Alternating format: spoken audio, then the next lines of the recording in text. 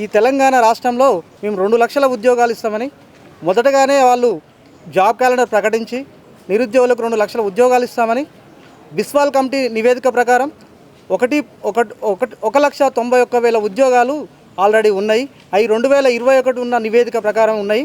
తర్వాతకి 2022, 23 ఈ 2 సంవత్సరాలు తల ఒక్కొక్క సంవత్సరం 20,000 ఉద్యోగాలు వేసుకున్నా దాదాపుగా 2,40,000 ఉద్యోగాలకు పైగా ఉంటాయని ఆ రోజు కాంగ్రెస్ అన్ని సభలలో కాంగ్రెస్ పార్టీ నిరుద్యోగులకు హామీ ఇచ్చి మేము వచ్చిన మొదటి సంవత్సరంలోనే 2 లక్షల ఉద్యోగాలు ఇస్తామని వాగ్దానం చేసి నిరుద్యోగుల ద్వారా ప్రభుత్వాన్ని ఏర్పాటు చేసుకున్నటువంటి కాంగ్రెస్ ప్రభుత్వం ఈరోజు 2 లక్షల ఉద్యోగాలకు సంబంధించిన ఎలాంటి విధి విధానాలు రూపొందించకుండా వాళ్ళు ఇచ్చినటువంటి జాబ్ క్యాలెండర్ని మళ్ళీ రెండోసారి తిరగబెడుతూ మరగబెడుతురు తప్ప మాకు జాబ్ క్యాలెండర్ ఇవ్వడం లేదు.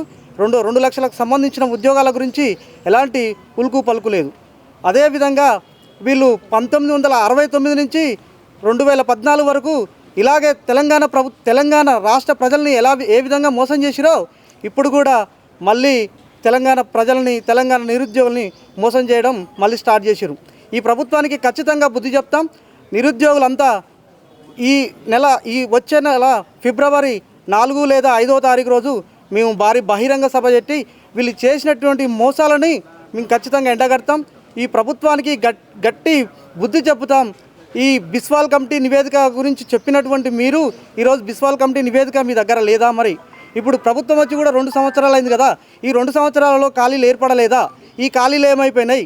అంతకుముందుకున్న 2,40,000 ఉద్యోగాలు బిస్వాల్ కమిటీ నివేదిక ప్రకారం ఉన్నటువంటి 1,91,000 ఉద్యోగాలు మరి ఆ 2 సంవత్సరాల్లో ఏర్పడిన ఖాళీలు మళ్ళీ ఈ 2 సంవత్సరాలు మీ ప్రభుత్వం వచ్చినాక 2 సంవత్సరాల కాలంలో ఏర్పడినటువంటి ఉద్యోగాల పరిస్థితి ఏమిటి? ఈ ప్రభుత్వం అడ్మినిస్ట్రేషన్ సరిగ్గా జరగట్లేదు. ఉద్యోగ నియామకాలు సరిగ్గా లేక ఈ అడ్మినిస్ట్రేషన్ సరిగ్గా చేయకుండా వీళ్ళు మంచిగా విదేశాల పర్యటనలు చేస్తున్నారు.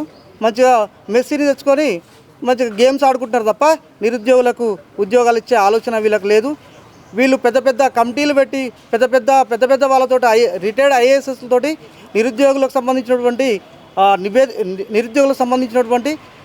స్కిల్స్ డెవలప్మెంట్ ప్రోగ్రామ్స్ పెడతాని ఇవన్నీ కల్లిబుల్లి కబుర్లు చెప్పి నిరుద్యోగులను మోసం చేసిరు. నిండు సభలలో ప్రధానమంత్రిగా అభ్యర్థిగా ఉన్నటువంటి రాహుల్ గాంధీ వచ్చి ఆ రోజు చిక్కడపల్లి లైబ్రరీస్ దగ్గరికి వచ్చి వాగ్దానం చేసిండు. 1 సంవత్సరం 2 లక్షల ఉద్యోగాలని ప్రతి ఒక్క ఎమ్మెల్యే క్యాండిడేటు వాళ్ళ నియోజకవర్గాలలో పెద్ద పోస్టర్లు పెట్టి 1 సంవత్సరంలో 2 లక్షల ఉద్యోగాలని వాళ్ళు పేపర్లలో వేసి స్టేట్మెంట్ ఇచ్చారు. ఆ ఉద్యోగాల గురించి ఏనాడు ఈ ప్రభుత్వము కనీసము దృష్టి పెట్టట్లేదు. మాకు 2 లక్షల ఉద్యోగాలు ఖచ్చితంగా ముక్కు వెండి వసూలు చేసే వరకు నోటిఫికేషన్స్ ఇప్పించుకునే వరకు మేము వాళ్ళని వదిలిపెట్టము. 2 లక్షల ఉద్యోగాలనే మాటను వీళ్ళు పక్కన పెట్టినారు. రెండోది ఈ గ్రూప్ 1 పైనటువంటి జరిగినటువంటి అవకతవకలపైన మేము ఈ కేసు ఈరోజు జడ్జిమెంట్ ఉండే ఇది 5వ తారీఖు వస్తుంది. ఈ జడ్జిమెంట్ కూడా మా నిరుద్యోగుల పక్షాన్ని మా పిటిషనర్ పక్షాన్నే అనువుగా వస్తుంది. ఎందుకంటే మా సైడు న్యాయం ఉంది కాబట్టి న్యాయ వ్యవస్థ పైన మాకు పూర్తి నమ్మకం ఉంది. సింగిల్ బెంచ్లో మేము గెలిచినాం. డివిజనల్ బెంచ్లో కూడా నిరుద్యోగులకే అనుకూలంగా వస్తుందని మా యొక్క గట్టి నమ్మకం.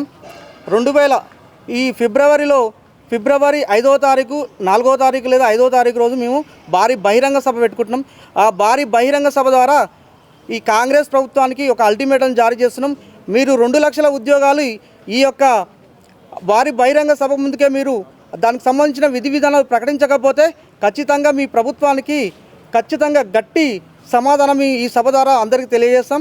మీకు నెక్స్ట్ వచ్చేటటువంటి మున్సిపాలిటీ ఎలక్షన్స్లో కానీ జెడ్పీటీసీ ఎంపీటీసీ ఎలక్షన్లో కానీ మీకు మీ పార్టీ గల్లంత అయిపోయే విధంగా నిరుద్యోగులంతా ఒక తాటిపైకి వచ్చి ఖచ్చితంగా మీకు బుద్ధి చెప్తారు. మీ పార్టీ దక్షిణాది నుంచి తంతే వచ్చి ఉత్తరాది నుంచి తంతే వచ్చి దక్షిణాదిన పడ్డది.